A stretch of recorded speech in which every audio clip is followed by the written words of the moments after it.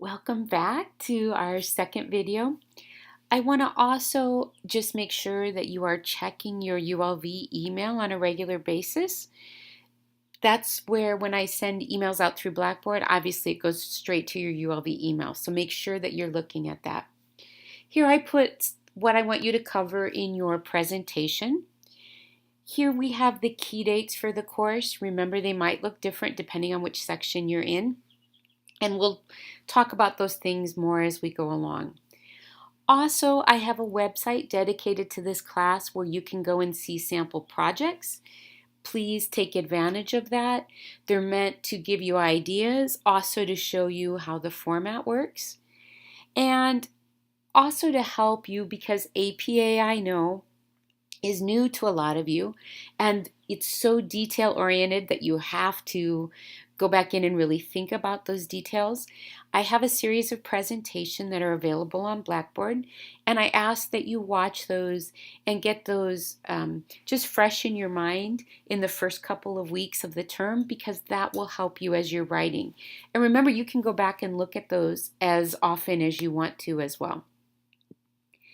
All right, so let's talk about your project choices. And I want to just state that everything you do for your project needs to be original work to this course, with the exception of your literature review paper that you did in your methods of research course. So if you're sticking with that same topic that you did your lit review on, you can use that as a starting point for your project, which I think is really good. But everything else, you can't take something you've done from a previous class. It needs to be new. So let's walk through what the project options are so that you can make a decision that's going to work for you. Projects 1 and 2 are what we call literature surveys, synonym for lit review. And in a lit review, these for your master's project are major lit reviews, meaning that they both should have a minimum of 50 references. Now, if you keep with your lit review from 504, depending on when you took 504, you have a lit review paper that has 10 to 15 sources. So you already have a jump start on this. And you're picking a topic that is fascinating to you. Anything that's in the TK through 12 field of education is fair game. When you write a lit survey, you are an editor who's bringing in and making connections among all of these different sources. You will note that both of these say that a minimum of 25 of your 50 references need to be peer-reviewed studies. So we want to see that researched base in your lit surveys. The rest of them can be what we call opinion/editorials. Maybe you find a great article from a teacher who is discussing what she's done in her kindergarten class to support literacy. So it's not research-based, but it's her own experience-based, which is absolutely fine.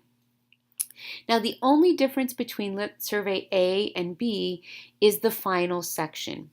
If you'll notice in Lit Survey A, it culminates in a critical analysis of the background research and statement of its implication for action and/or further study. So basically, you're going to pull everything together, and you might say, for example, let's say you did this on autism. You might say, wow, I'm noticing that a lot of the studies only focus on younger children with autism. We need to do more research on teenagers with autism. Or a lot of the studies focused on male children. What about female children with autism? Those would be some implications for further study. And then implications for action would be, okay, so based on this, well, maybe schools need to do more, have more facilities available for sensory integration and more activities that allow students with autism to be able to experience and make things comfortable. We're seeing that more in medical field or offices and dental offices, but schools often have been lagging behind. In Lit Survey B, instead of that critical analysis and implications section, you are going to take a position, your own position, take a stand, and support it with the research. Oftentimes when people choose to do one of the Lit surveys, they tend to choose Lit Survey B because they like to put in their own 2 cents. And remember, in a Lit survey, you're not ever writing in first person, I or me, or second, you. It's always in third person. However, when you do a Lit Survey B, when you take a stand, obviously you can go, I believe this, I think this, based on these sources that I found, I think this. You can put in your own background experience as well.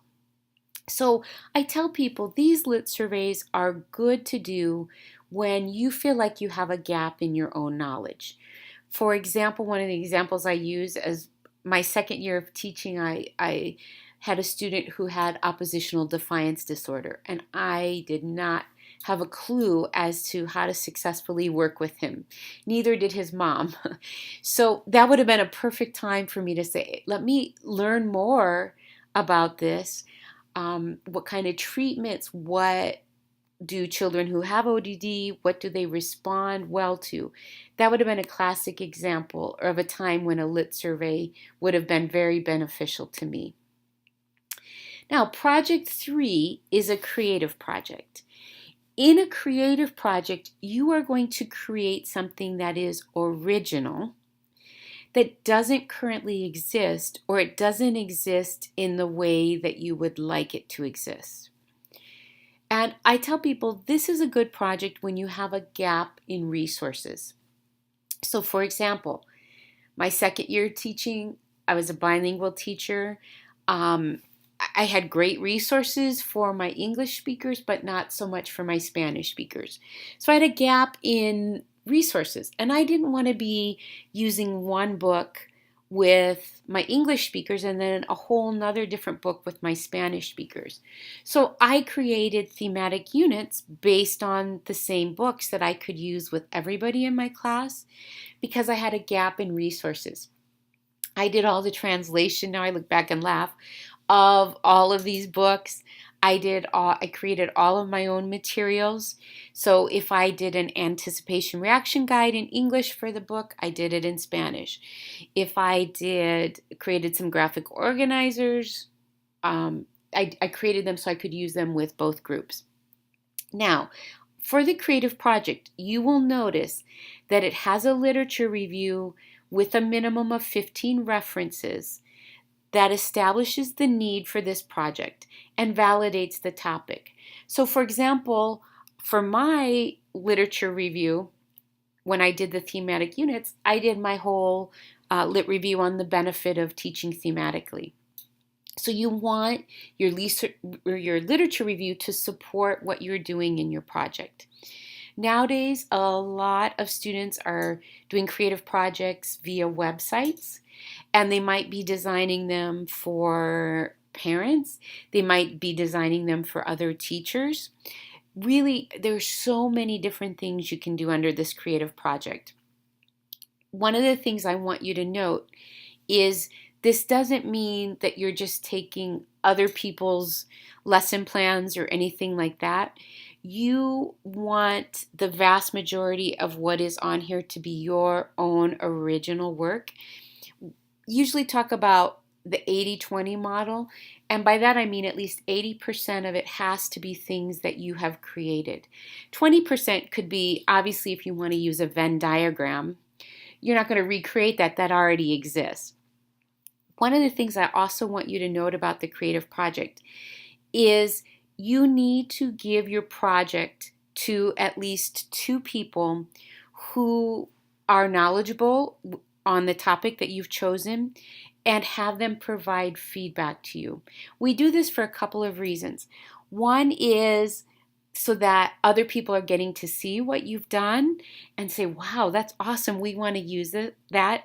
And the other is because it's new, we want some experts to be able to say, hey, I think this would work well, or you need to tweak this, or you're missing this key component. And based on the feedback you get, then you will go ahead and update, add, change your project. One of the cautions with this is you need to finish your project in time to be able to send it out to people to give you feedback. You can't send it to them on a Monday and say, I need feedback by Tuesday, right?